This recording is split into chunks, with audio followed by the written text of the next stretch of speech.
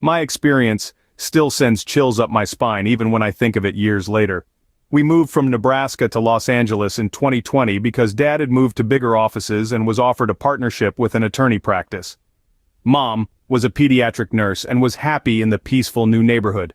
Kim, my 18-year-old sister, was excited about the new chapter in her life, although I must say she acted like a real teenager with her mood swings and complaints, but generally she was a good kid. And finally, little Damien, my 5-year-old brother, was just happy to have a new playground.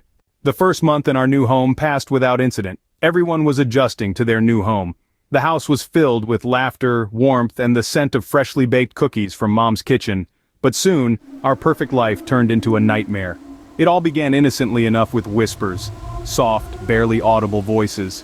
I dismissed them as figments of my imagination, thinking they were just sounds of an old house. But as the nights progressed, the whispers grew louder. One morning at about 2 a.m. I heard Mom's voice calling Kim's name from the kitchen. Kim was in her room studying, and with a sigh she shouted, "What, Mom? I'm coming!" I heard her footsteps as she walked down the passage to the kitchen. When she reached the kitchen, there was no one. "Where are you, Mom?" Kim shouted. Mom woke up and heard all the commotion and told Kim she didn't call her. She was asleep. Not thinking much of it, Kim went back to her room and got ready for bed. The disturbances escalated.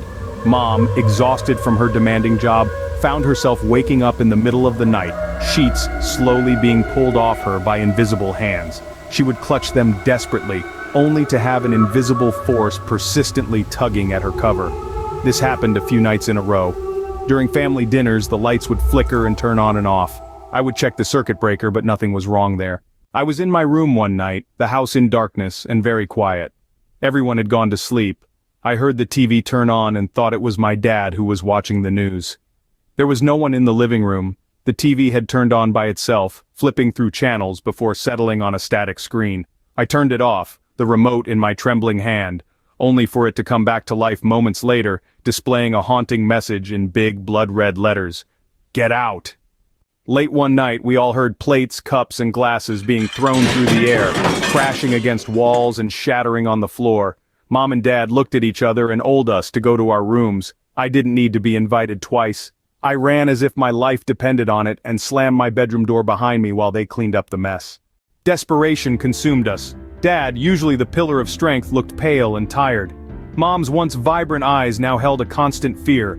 Kim was sleep-deprived, haunted by phantom calls and whispering voices. Damien, innocent and unaware, began talking to invisible friends.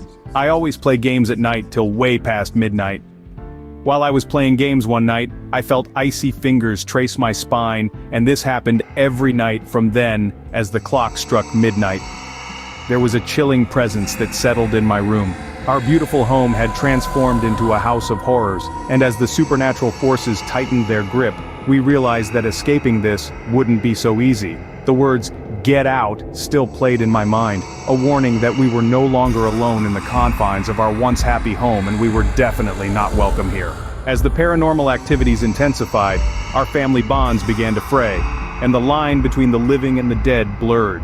We were trapped in a nightmare, a twisted reality where the unnatural thrived, and the echoes of the unseen became our haunting reality. A week later, we moved.